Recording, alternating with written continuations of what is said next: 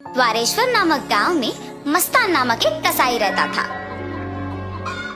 गांव में बकरे का मांस सिर्फ मस्तान की दुकान में मिलता था। इतना ही नहीं, हर शुभ कार्य और दावत के लिए मस्तान के ही दुकान से मांस लाया जाता था। ऐसे एक दिन उस गांव के जमींदार का सेवक मस्तान की दुकान को आता है। हे मस्तान, कल जमींदार के महल में एक बड़ी दावत रखी जा रहा है। उस दावत को बहुत बड़े लोग और अमीर लोग आने वाले हैं। 100 लोगों के लिए खाना बनवा रहे हैं। उसके लिए तुम्हें 15 किलो मांस ताजा काट के कल सुबह 6 बजे को महल लेके आना होगा। पैसे तुम्हें वहीं पे मिलेंगे। मस्तान सलमान की बात को मान लेता है, लेकिन उसके पास 15 किलो का मांस नहीं होता है। इसीलिए वो बकरी वाले के पास जाता है। रमेश भैया, दरवाजा खटखटाता है। अरे क्या हुआ मस्तान, इस समय पे आए, बात क्या है? जमींदार के घर में दावत के लिए मुझे 15 किलो मांस की जरूरत है। मैंने वचन दिया कि सुबह 6 बजे उनको मांस पहुंचा दूंगा। समय ना होने के कारण मैं अभी तुमसे बकरी खरीदने आया। हाँ, तो ये है बात। ठीक है, 2000 रुपए दे के बकरी ले जाओ। ये क्या भैया, 1000 ही तो है। अब जमींदार के लिए है तो कम से कम 2000 होगा ही ना। अगर तुम्हें नहीं चाहिए तो रहने दो, मैं आराम से सो जाऊंगा। नहीं भैया, मैंने वचन दिया है, अब पीछे नहीं हट सकता। मैं दे दूंगा 2000। ऐसे कहकर 2000 दे के बकरी खरीद के घर चलते हुए सोचता है, जमाए हुए पैसे एक दिन में खर्च हो गए। कोई बात नहीं, जमींदार के दावत के लिए मांस पहुंचाने के बाद पैसे मिलेंगे ना। अभी जल्दी से काम शुरू करके सुबह तक पहुंचा देना होगा। ऐसे सोचकर मांस को साफ करके उसके टुकड़े टुकड़े काट के सारी रात मेहनत करके 15 किलो मांस को तैयार रखता है। अगले दिन सुबह दिए हुए वचन के अनुसार 6 बजे को जमींदार के महल पहुंचता है। भैया, मैं सेवक सलमान के लिए आया हूँ। क्या आपको पता है कि वो कहाँ है? ये सुनकर दूसरा सेवक मस्तान को बाहर इंतजार करने के लिए कहता है। वो मस्तान के हाथ से मांस लेते हुए कहता है कि सलमान को भेजेगा और उसे पैसे मिलेंगे। मस्तान भी उस सेवक का बात मानकर बाहर इंतजार करता है, लेकिन सेवक उसके हाथ में मांस को देख सोचता है, इस 15 किलो मांस से अगर मैं 1 किलो ले लूं तो किसको पता चलेगा? किसी को भी नहीं पता चलेगा। ऐसे उस कवर में से 1 केजी मांस को छुपा के बाकी को देने जाता है।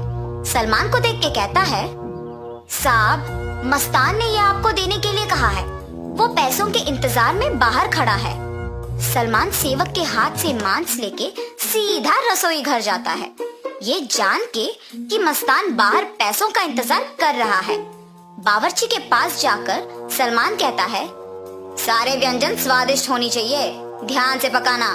ऐसे कहकर चला जाता है।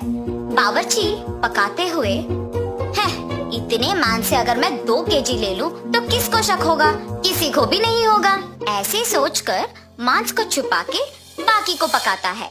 दावत के व्यंजन की तैयारी के लिए जिम्मेदार किशन व्यंजनों का स्वाद चख के कुछ सेवकों की सहायता से उन सभी में से थोड़ा थोड़ा अपने लिए ले लेता है। आए हुए मेहमान सारे दावत की खाना शुरू करते हैं और जल्द ही आपस में बात करना शुरू कर देते हैं। ये क्या, इतना अमीर और सम्मानित आदमी, अच्छा नाम है इनका, मगर खाने में कमी क्यों? हाँ, अगर खाना कम ही पड़ना है तो ऐसी दावत की तैयारी भला क्यों करे? ऐसे सारे लोग खुसफुसाते हैं। ये सब सुन के जमींदार सहन नहीं कर पाते हैं।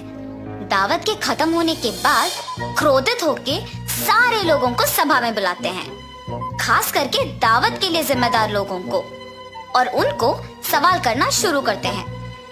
दावत की तैयारी के लिए जिम्मेदार किशन से पूछते हैं, दावत की जिम्मेदारी सौंपने पर तुम ये करोगे? सभी तैयारी किया मैंने, लेकिन व्यंजनों के लिए मात्रा पहले से ही कम पड़ गई थी प्रभु। मेरा इस बात से कोई लेना देना नहीं, आप बावर्ची से पूछिए प्रभु। ऐसे उसने अपनी किए को छुपाकर किसी और पे इल्जाम डाल देता है। तब बावर्ची छुपाए हुए 2 किलो मांस की बात को छुपा के कहता है कि दावत की सामग्री के लिए जिम्मेदार सलमान के पास इसका जवाब होगा।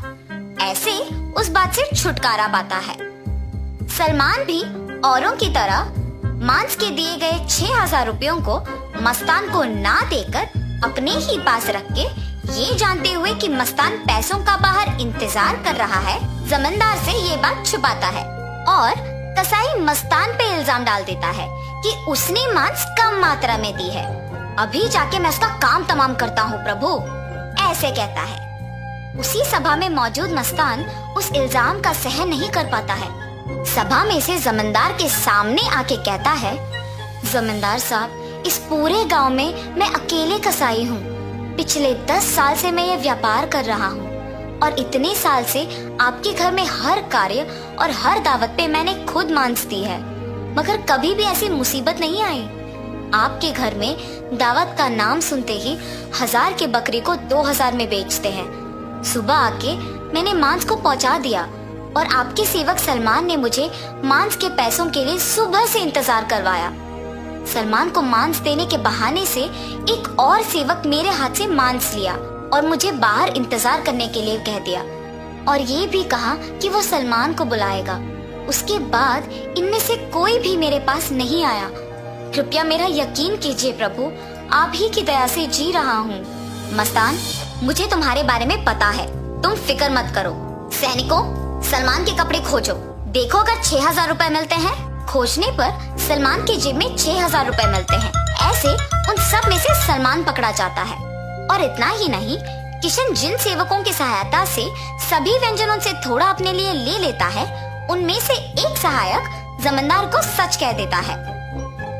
बावर्ची का झूठ बैग में रखे मांस कोई सेवक को मिलने पर बाहर आ जाता है और पहला सेवक जिसने 1 किलो छुपा लिया, उसने डर के मारे अपनी गलती मान ली। तब जमींदार सभी को दंडित करते हैं और मस्तान को उसके पैसे 6,000 दे देते हैं और ये भी कहते हैं कि वो मस्तान के लिए हमेशा रहेंगे। तो इस कहानी का नैतिक क्या है? गलती का सजा मिलेगी ही मिलेगी, इसीलिए ईमानदारी से जीना ही अच्छा है।